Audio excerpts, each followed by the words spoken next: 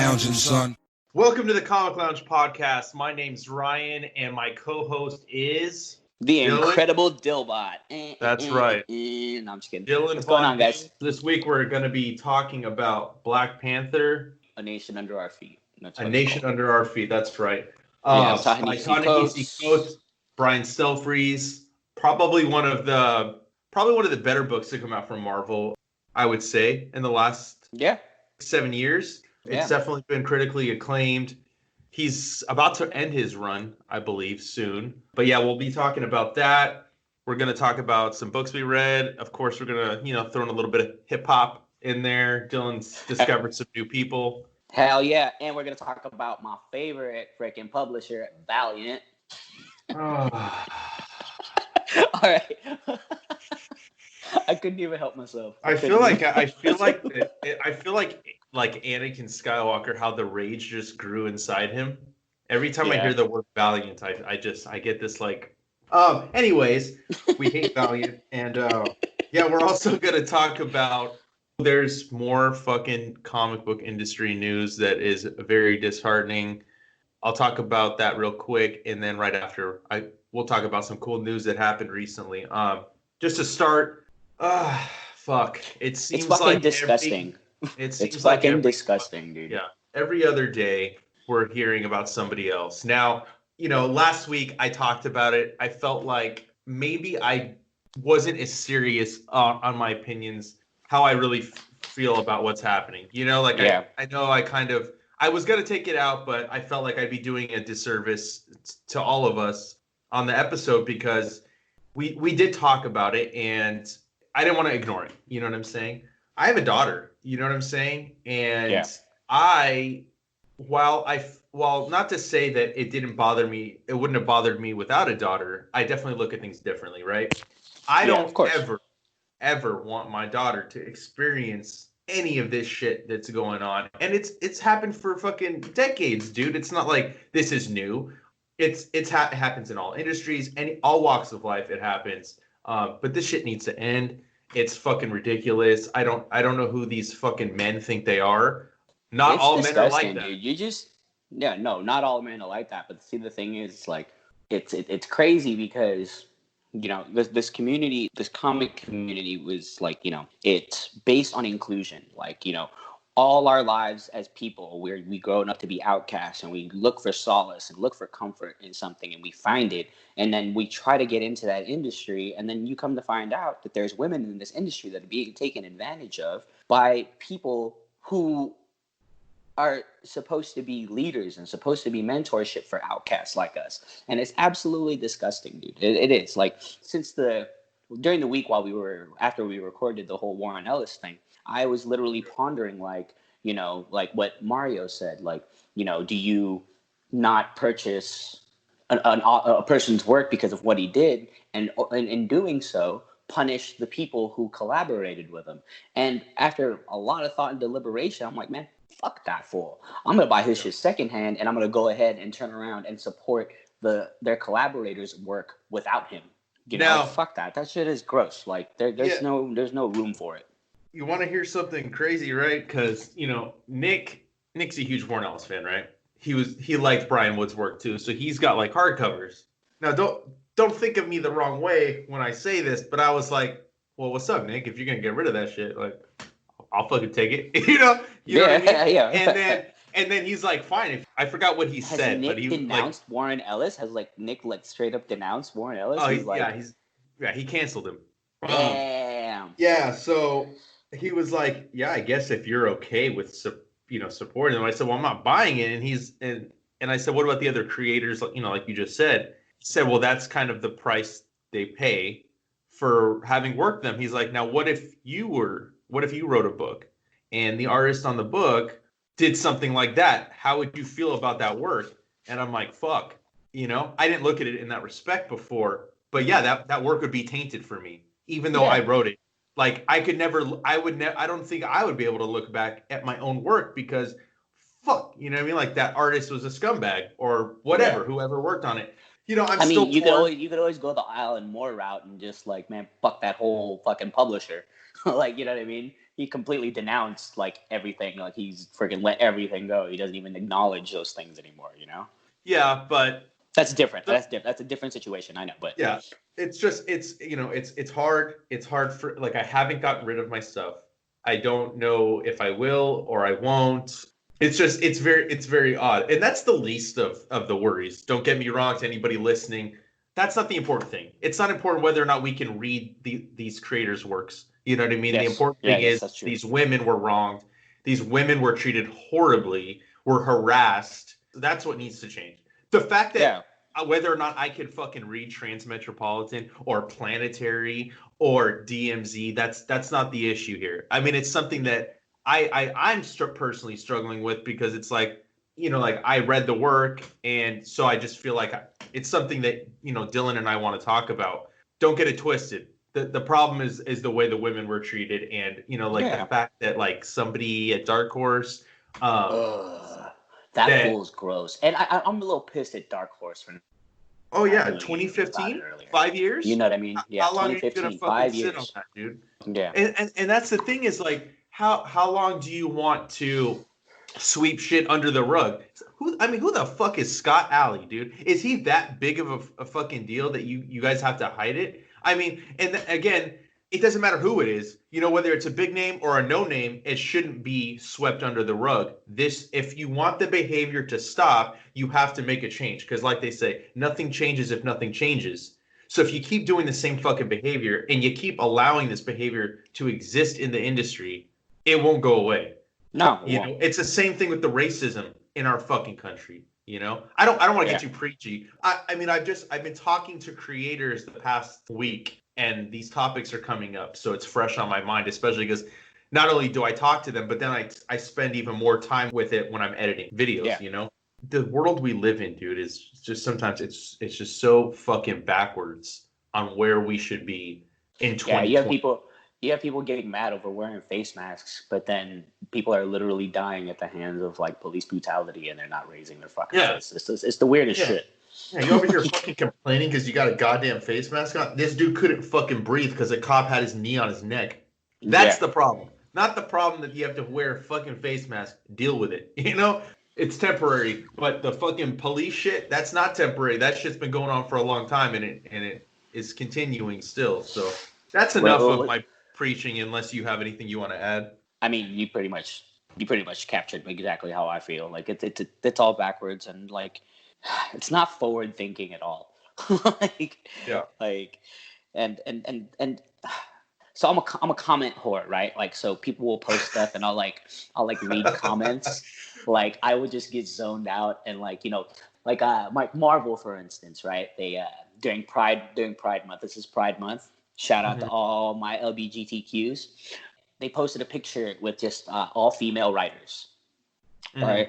And I read the comments, and I'm just sitting here, and some of these comments are fucking horrendous. Like, bro, you guys are Marvel fans? How can you guys call yourselves Marvel fans? Like, have you not read the X-Men? How it's like literally all about inclusion, like all about freaking being the outcast and like accepting outcasts. And then to go around and say, oh, these women are ruining Marvel. That's why the sales are down. And in the back of my head, I'm like, bro, we just had we just had shops closed down because of pandemics. That's why sales are down. Get the fuck out of here. But it's just baffling to me, like how crazy people think about women, or how crazy people think about, the LGBTQ community, and how people are like, what's that shit? Signal virtuing.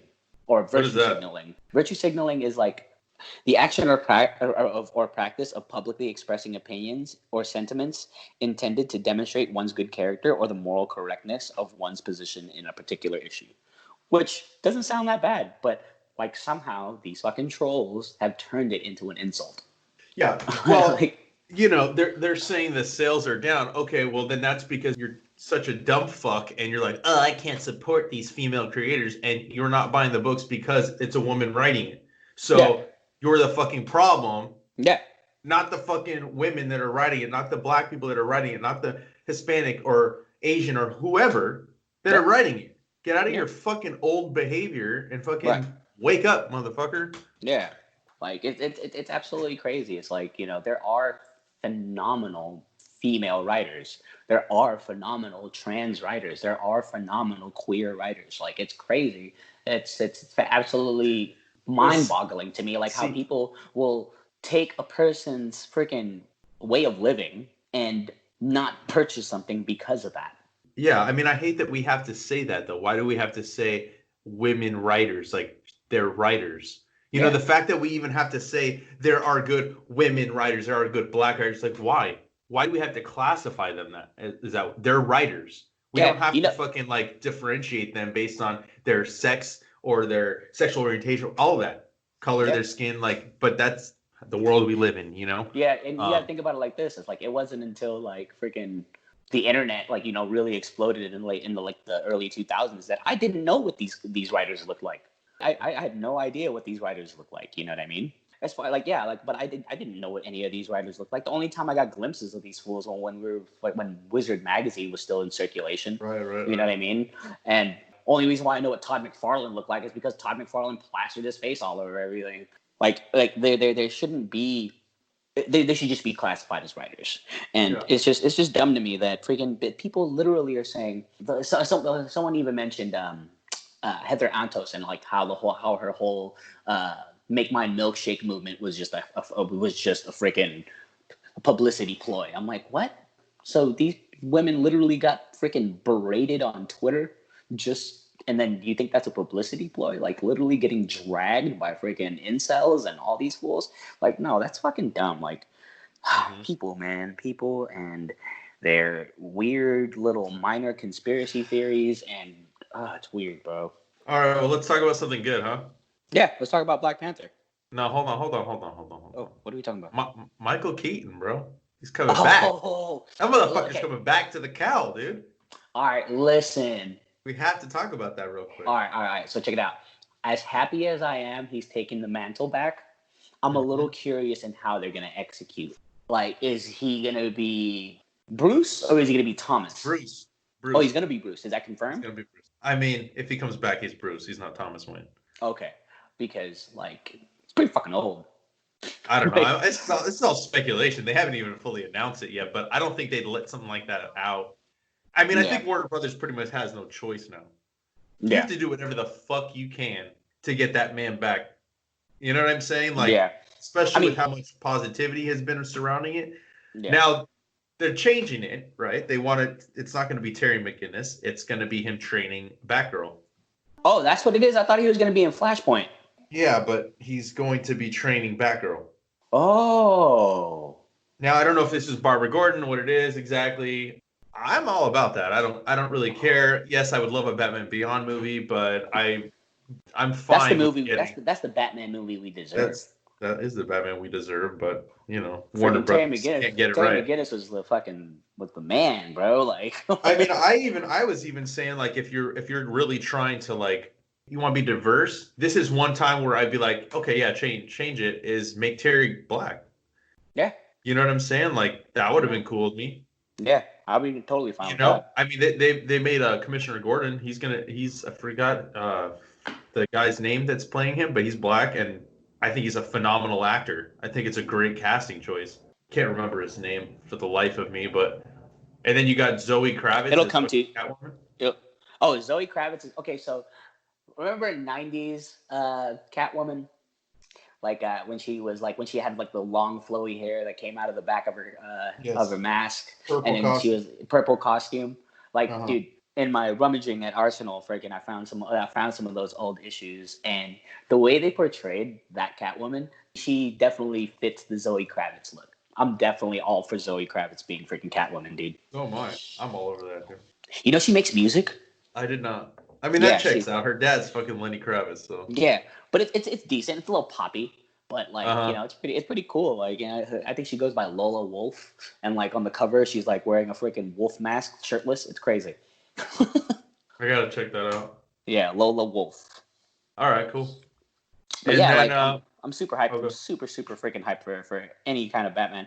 Although I am a strong believer that like we need to shelve the Trinity for a little bit.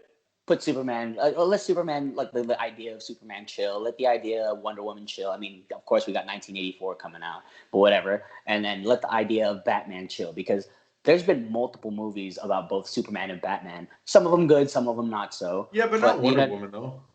Oh yeah, exactly. Wonder Woman, she's chill. I'm down for like another Wonder Woman movie after this. But as far as Batman and Superman, shelve them for a second and pull people into into different. I would love to see like a Booster Gold and Blue Beetle movie. You know what I mean? I would love to see a Dead Man movie. I would love to see a Spectre movie. There's just so many good characters in DC. They just won't do that though. But they need to. I mean, they do, but they won't. Just look at the popularity of John Constantine as of late, bro. Like John Constantine, like aside from that Keanu Reeves movie, like John Constantine's presence in comics has been freaking awesome. Bring a John Constantine movie out, you know what I mean? Yeah, I mean, I wouldn't mind them doing that Justice League Dark movie they were supposed to do a long time ago. I think that would have been dope. You know, they should showcase some of the lesser characters, because if you think about it, when Iron Man came out, he was technically considered like a B-list Marvel character, because X-Men were so popular, and then it was Spider-Man, and look what happened with Iron Man. Guardians of the Galaxy. Dude, they're making a fucking Eternals movie. You know, and Ant-Man, they made a fucking Ant-Man movie. 2 of them. Yeah, they need to DC needs to fucking mine some of these like other characters. I'm still, till my dying breath, I'm gonna hold out hope for a fucking Question movie. Oh, that dude, I would love a Question movie. Dude, a fucking noir fucking setting, dude. Like, that would be a dope fucking movie. And you don't need a bunch of special effects. It could be somewhat similar to like the low budget of the Joker film that we got. Or even a low budget, like, I mean, the first Deadpool was very low budget too, I think. I don't think they spent a ton of money on that. So that's what you could do with Question. All he is a faceless mask. It doesn't even like go after fucking crime. Like, you don't need to go after some big villain, you know? He just needs to solve shit. Yeah, like, no, I would love that. Like I said, there's if they went on and fully did like a full-on freaking Green Arrow movie, that would be dope.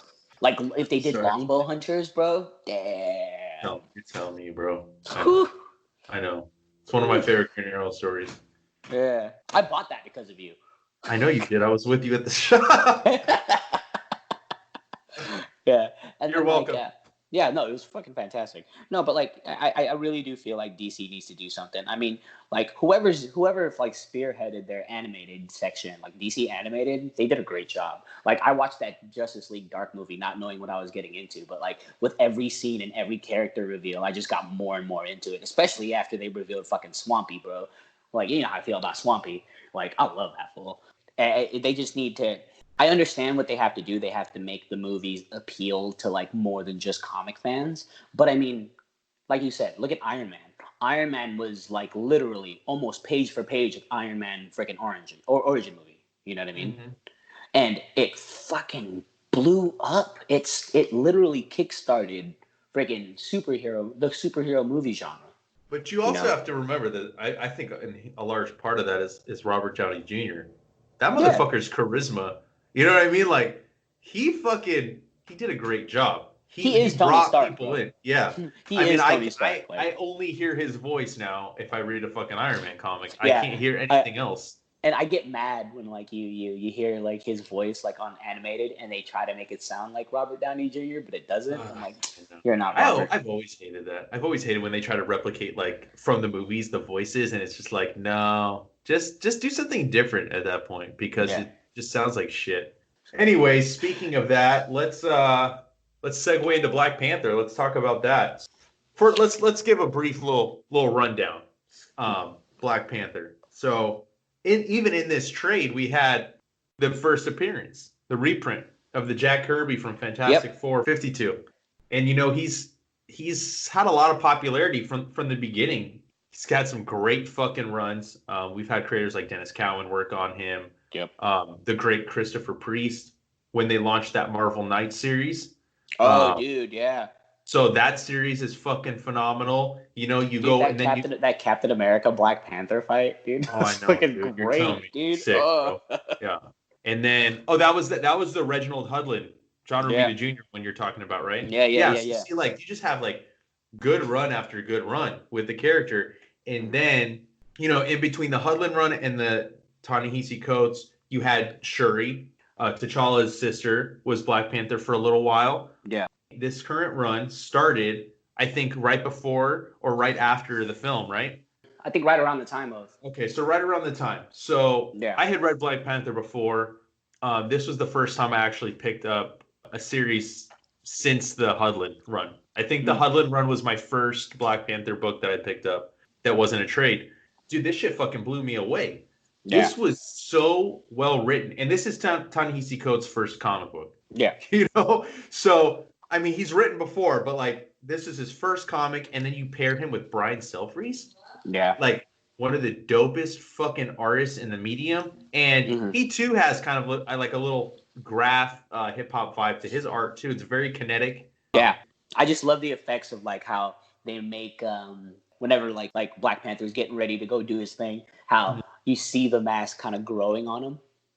Yeah, that's the first time we've seen that, right? Yeah, it's usually just cloth mask. Yeah, so I thought that was pretty fucking dope. Like the technological aspect really like hitting home how advanced Wakanda is. Yeah. This series picks up, I believe, like after Secret War. So like Wakanda's been through some shit. You know what I mean? Like this is after A versus X, when freaking Namor comes and freaking annihilates, and then the whole City of the Dead thing, and like the Black Order after that, dude. After Infinity, remember Infinity when Wakanda just got raised? Yeah, dude. So they've gotten fucked over pretty bad, and there's like a little civil war brewing. A lot of political strife amongst Wakandans. There's a growing faction that's against T'Challa, against the royal family, against the monarchy. The royal family. So it's very like political intrigue, dude. And that was one of the things that really drew me into the book from that first issue. Yeah. And I'll be honest, I haven't read everything. I did read a little bit of like when T'Challa goes into space. I read so much that I sometimes I cut stuff and I'm like, you know what, I'm just gonna wait for the hardcover. I'll be honest with you. This was one of the series that I did that with. I'm kind of sorry I did, because I wish I could continue reading after this first trade. But yeah, I fucking love this book, dude. It really resonated with me, like especially like with T'Challa's like inner monologues, how when he literally said like heavy is the head that wears the crown. Oh yeah. And it's crazy because like later on, freaking Ramonda, like she kind of reveals what his real issue is, how his people became a burden to him rather than a love to him. You know what I mean? Like how you must inspire people, not just protect them. Yeah, what do they say to him? It's not enough to be the sword. You must be the intelligence behind it. I was like, oh, that shit is crazy. That's a dope-ass line. All the African philosophy and Black philosophy that's included in this book really resonates. And, in Ta-Nehisi Coates' book, he talks about how his grandfather would make him read Black philosophy and African philosophy and like books by Black authors. So you can see that it really like poured into this. It really like transferred into this, and especially like what's that guy, the bad guy, Tetu, how he in his own right is a hero.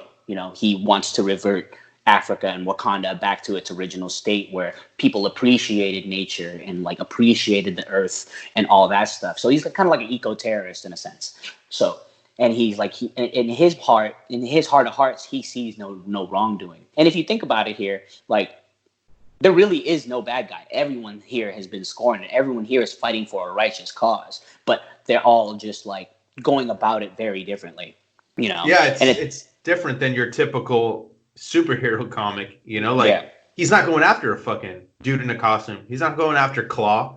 He's not going after fucking Killmonger. Like, this is like, he's basically against his own people, and they're fucking terrorizing in the city, dude, blowing shit up. You know what I mean? Right. Like, it's a fucking trip, dude. I've read the volume before, and I reread it again, and it hits even harder on the second read,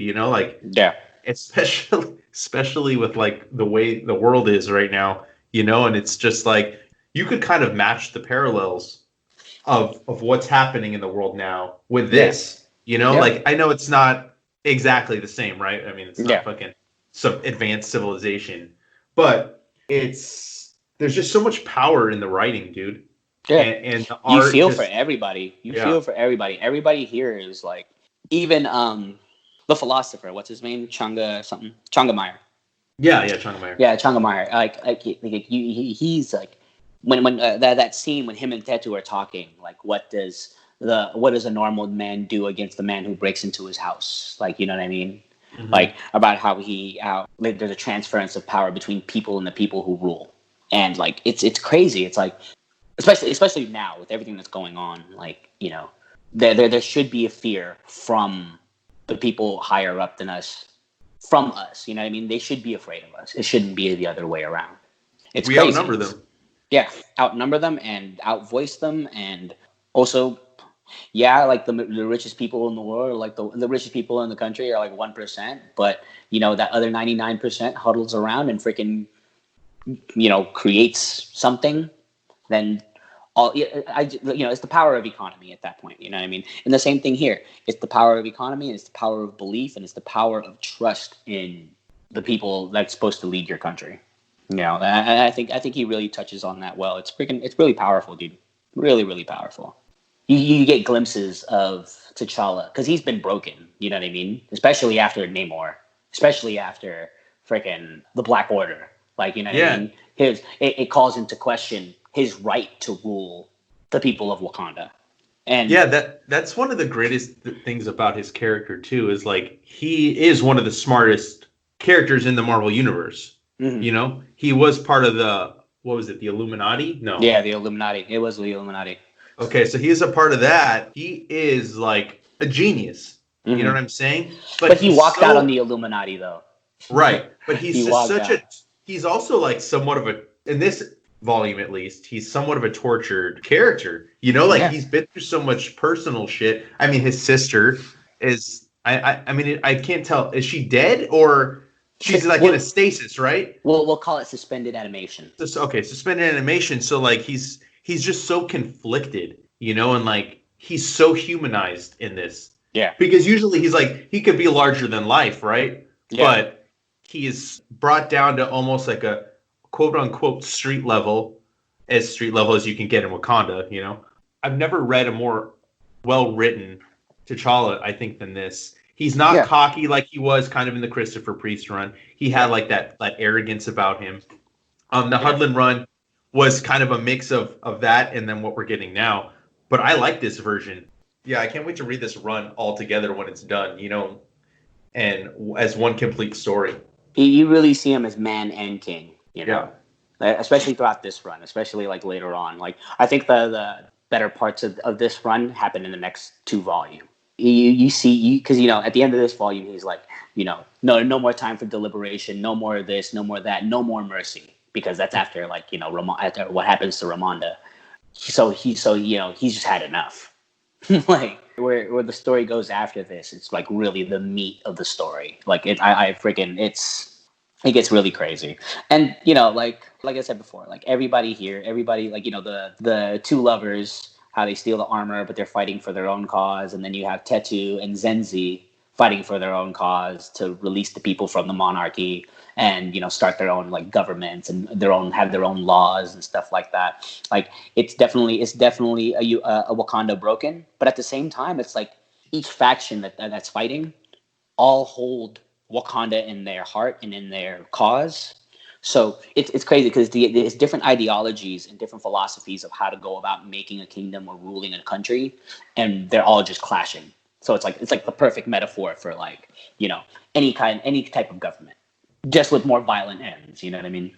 This series came out at the height, I would say, of Black Panther's popularity, right? Because that film blew people away. I love that film. I love that. Everything about that film. That fucking movie was dope. And then you fucking get a soundtrack produced by Kendrick Lamar. Dude, I love that soundtrack, come on, dude. Bro. Yeah. I freaking love that soundtrack. That shit is so tight. Like even some of the mainstream people that he got on there, like their songs on the on the soundtrack, I love them. I wasn't like, oh, isn't this the guy from Ray Sherman? Like, you know, like, you know, and then like and then, you know, I love Vince Staples. He's on that. Schoolboy Q, he's on that. that guy Khaled from like some R&B singers, and then and then the production of it, dude, the production of it, how it still incorporated very like African sounds to it, but still very hip hop. I'm like, man, this is fucking awesome. Yeah, Had a very tribal feel to it. Oh yeah, dude. It felt like I was at home reading a Black Panther comic, listening to music. Yeah, almost. It was fucking dope. It's awesome to see him elevated again, because he is a great character, and he got fucking elevated back to the A-list in Marvel. Now he's leading the Avengers, I believe. He's the chairman in Jason Aaron's run. Yep. Avengers Mountain is literally a celestial. I know that shit's dope. I mean, I have my issues with the current Avengers run, but that shit is dope. You know what I mean? Like, the fucking hand is literally their hanger. Yeah. Outstretched. It's fucking dope. Its defense system is literally celestial power. Yeah. You have to wonder too, like, who's gonna take over Black Panther? How do you follow this run? Give it to a black writer. I mean, that's really all you can do, right? I think you. I don't think Marvel has any choice. Not to say that that's a bad idea. Like, I definitely think they should. You get a more genuine experience in the writing when somebody can relate to it on a different level. It's the same thing with, like, when I was interviewing Gene Yang, and he said that it took like 40 years before they let a woman write Wonder Woman. That's fucking insane, dude. You want a genuine experience, like, not to say that men can't write women characters or, and so on, but you're not going to get that same experience. There's no direct relation to the experiences, like, you can't experience life if you're a man, you can't experience life as a woman. You don't know what the fuck that's like. As a white person, you don't know what it's like to be a black man. Yeah. You don't. And you don't. So I definitely hope they get somebody fucking good on this. I know this is wishful thinking, but David Walker would be a good choice, in my opinion. I love his writing. Fucking Brandon Thomas and Kari Randolph. That would be a sick creative team. But we'll see, Overall, though, I have to say that this was definitely one of the best Black Panther comics I've read, and I've read quite a bit. It's a great read. Like, the whole run. The whole run is really, really, really, really good. And you've gotten far, or how far have you gotten? I stopped at the first issue of when he gets transferred into space, when it's like the Intergalactic Council of Wakanda. Right. Okay. Cool. So then you've read all the stuff on Earth, and that's all. Okay. Cool. Yeah, I got to check all that out. I definitely want to. You definitely love it. Yeah, I read, because like I said, I read the first trade of this, right, and then I didn't read any, and I read the first 7 issues of the Intergalactic issue, and I enjoyed it, but I'm like, fuck, dude, I am so lost. And then I was talking to Nick at the shop the other day, and he's like, yeah, there's no lead in to this. It just kind of happens, Yeah. So I'll be interested to see how that closes off. I know he comes back to Earth eventually, but yeah, overall, Black Panther's dope. Everybody should read this book. Wakanda forever, motherfucker. Wakanda forever. I love those Wu-Tang shirts with the Wakanda. When I say Wakanda, it's just like the coolest thing to me. Fucking dope. Yeah. All right. Should we talk about what we read this week? Yeah. Why don't you kick it off? What'd you read, and then I'll let you know what I read. All New Wolverine. Like, immediately after we recorded the last episode, I binge read like 3 volumes. I brought volume 1 home to read. I haven't read it yet, though. Oh, it's fun, dude. It's so fun.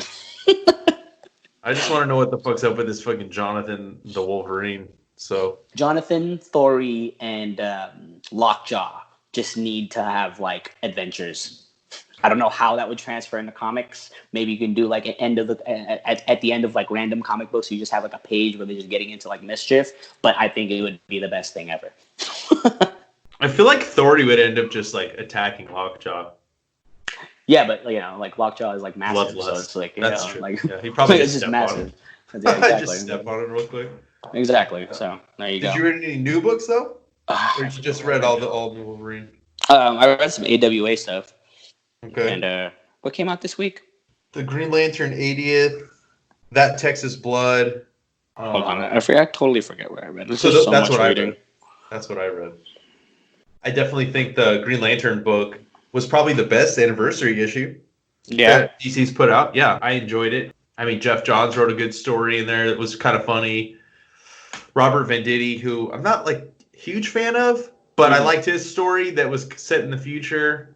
Yeah, I thought overall it was pretty well done. Cena Grace wrote one about Simon Baz, which I liked. Oh, you know what I read? Thor. Oh, dude, fucking Thor was I don't know. fucking good, dude. I love that shit. Yeah, I love that shit so hard. I was not about Thor this week, dude. Dude, I was not about it. I don't know. I didn't like it, and then I read an interview with Donny Cates. He said he has like a 7-year plan. I just felt like, why the fuck are you using gore? I just didn't get it. And like, it wasn't gore though. It wasn't? No. It was the Black Winter just taking the form of Gore and taking the form of Doctor Doom. So I lost that. Taking the form of Gore, taking the form of Doctor Doom, taking the form of the Mangog. You know what I mean? Like this is how you die. Like, you know what I mean? Like I'll reread it then. Dude, I don't know. At first read, I was like, oh, Donnie, dude, what the fuck are you doing, bro? But I don't know. Like, I felt like that first issue hit really hard. You know, Galactus landing in Asgard. And then to me, it kind of felt like the same thing with his Absolute Carnage, where like he started off strong and he started kind of like wavering as the issues went on, and he didn't stick the landing with Absolute Carnage. I'll wait. I'm not saying I'm taking it off my pull list. I love Thor. He's one of my favorite Marvel characters, and I'll hold judgment until I'll give it a second arc. If the second arc that he said was initially his idea for his first story arc, if that doesn't hit with me, then I'll probably take a break from Thor for a little while. Because I mean, I spent enough money on comics. I'm over the days of just blindly buying books for the fuck of it, you know, like just out of blind loyalty to the character. Because I'd rather spend my money on old stuff at that point, you know. Yeah. That's kind of how I felt with pre Dawn of X, House of X-Men. I was like, I just felt like by issue like 7, I just felt like I was just buying issues. Oh man, it was pretty rough. That whole Age of X-Men and thing. The only good pre X-Men, Hickman X-Men that I really enjoyed was X-Men Red. And I know. That's Tom Taylor. That's why. Yeah, that's why. It's freaking Tom Taylor. We love Tom Taylor over here at the Comic Lounge. I love him because he writes excellently, but I hate him because he literally will bring me to tears. I know his fucking writing, dude, is. Yeah, that's why you're gonna love all new Wolverine, dude, because it's like there's comedy in it, there's cuteness in it, there's sweetness in it, and then there's like violence. like utter violence, and then like the parts where he makes you cry, like a lot of it you wouldn't expect, like especially with like a lot of the flashbacks where Wolverine is definitely playing that fatherly role to Laura, and how she tries to transfer it on as being the big sister to Gabby. Yeah, I really know not much about Laura. You know what I'm saying? I mean, I don't know. It was never something that grabbed me. I think also. I had stopped with Jason Aaron's Wolverine, right? And then, my real life shenanigans that I was getting into back then, that kept getting me, locked up in jail. But that's a story for another day. But I wasn't reading as much. So I think when I jumped back in, was it Paul Cornell? It was right before Wolverine died. Was when I jumped back in, and I was not a huge fan of that run. Same. I really didn't like the death of Wolverine. I didn't get it. They didn't need to kill Wolverine. They just needed to stop putting him in 12 fucking books a month. You know, that's the thing is like, oh, that's the answer. We're just gonna fucking encase him in adamantium. No, dude, no. Just fucking stop publishing so much with him. And then Old Man Logan came, and I thought that was kind of dope. During Secret War, I read the first few issues of the Lemire run. But then again, I just kind of dropped it. I'm like, I'll wait for the real Wolverine to come back. And years later, I didn't waited. Like the way they brought him back either. They could have waited for Hickman to just bring him back. I would have been okay with that. I mean, yeah, I just read the first issue and I didn't pick up the rest. I was like, I don't understand why he has hot claws. That's fucking one of the dumbest things I've ever seen in my life. So his claws just get super hot now. Like, Yeah. I don't. Well, what's the point? He doesn't need that. He's fucking got adamantium claws. He doesn't need them to get hot. You know, like it was a fucking dumb idea. But I had heard so much good things about All New Wolverine. Like I said, like I wasn't there in the beginning, so I was like, this is too much to get into. Oh, you're gonna love it, dude. It's a good read for if you want to tell people about X-23. That's how you go about it.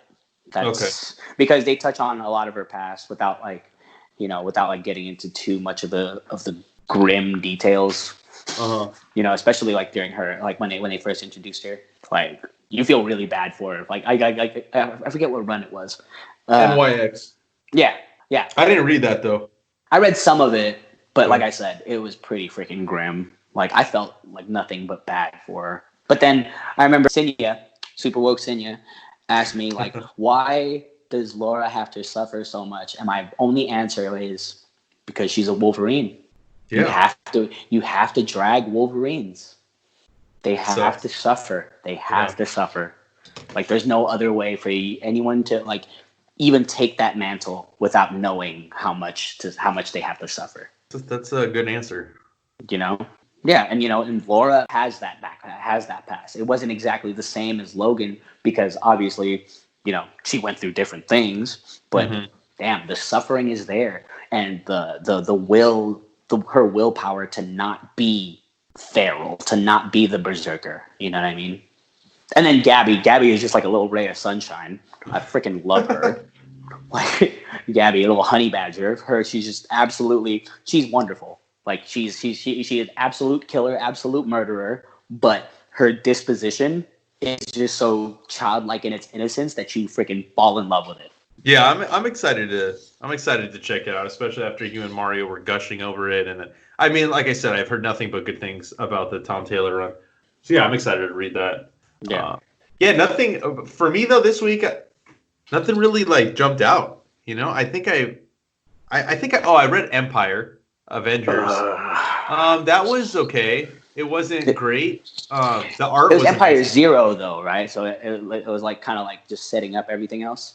Yeah, but this is the Al Ewing written issue. So Al Ewing's dope, and Pepe Larraz. Oh, Pepe! I'll take more of his art any day. It shocked me. I've been kind of mocking it, not silently at all, at the shop for the past few months. Yeah. So I was hesitant to read it, but I checked it out. It's promising. Like I said, Al Ewing, he writes Immortal Hulk, and that's one of the dopest books at Marvel right now. So I'm like, I'll give it a shot. And then, I read that Texas Blood. That was pretty cool. I read Texas Blood. The middle part was kind of weird. Didn't really understand where they're going with that. I didn't understand that either. Like the you're talking about the campfire scene, right? Yes. That was fucking really weird. But I do know that from my talk with Christopher Condon, the writer, that the sheriff is going to be like a recurring character where throughout story arcs, when you follow different people, he'll always be that one guy that's connecting everything, right? So, I definitely am intrigued. I definitely want to read more of that. But yeah, other than that, there was nothing really that came out this week that was that great. I didn't read Batman Smile Killer. I didn't get a chance to read that because we were shorted some copies at the shop. Yeah, why don't you tell us about some of the hip hop you've been discovering? Oh, okay. So these guys, hold on, let me pull it out. This guy, Chemist, spelled Khemist. Yeah. He just dropped a thing called Chemtrails, which is super dope. Like it's an EP, so it's like 8 tracks, I believe, and it's every single track on there is fire. Yeah, I listened to the first track. That fool's got some flow, dude. I like it. I like it a lot. And he sings too, which is dope. And then like, these guys, Revenge of the Truants. Okay. Like ROT. Like these guys, they just put what is it called? Revenge of the Truants, and it's all called it's with them and this other MC Scene 5, and it's called Saints on Swivel. Dude, freaking fire. It's a 14-track album, and it's these guys from New York, and it's definitely that old vibey New York boom bap feel, but with like more aggressive lyrics. It's fucking tight. Yeah, I'm definitely gonna check them out. Speaking of hip hop, real quick, I just want to fucking share some exciting news. Oh yeah, dude, I fucking hit up Eli from Living Legends, who I've met a couple, quite a few times. I asked him to do an interview, and he said yes. So while it's not connected strictly to comic books, it is connected to hip hop, and that is something that you will always find on Comic Lounge, on the site, on the podcast, and on the YouTube channel. He's also an illustrator too, dope ass fucking artist. So I'll definitely be sharing maybe some of his art leading up to that interview. So guys, be on the lookout for that. I'm also hitting up other hip hop artists, but we'll see how that pans out. Maybe this will lead to more. But yeah, anything else you wanna throw out there before we get out of here, Dylan? Yeah, stop supporting shithead fucking creators. I second that. And then I'll leave it at that. Okay. That wraps up another episode of the Comic Lounge podcast with your boy Ryan, my good friend Dylan Von Doom, aka Dillbot. You can find us at the Comic Lounge on Facebook, Twitter, and Instagram. And the website's www.thecomiclounge.com. If you guys want to send out any suggestions, any comments, or you just want to give us some feedback, you can also email us at thecomicloungepod@gmail.com. We'd love to hear from you. I would love to hear some of you guys' insight on some of the stuff we talk about. That'd be great. Yeah, please send in those those comments, suggestions. We love hearing that shit. Even if you want to throw some shade at us. Dude, I love that shit too. I will fucking argue till my face turns blue. So I am the king of clapbacks, bro. Yeah. I don't know. I don't know about y'all, but I was this is what I was raised for, clapback. So if y'all want to throw some shade, I'm down. Please do. Without further ado, let's get out of here. All right. See you guys next week. All right. Peace.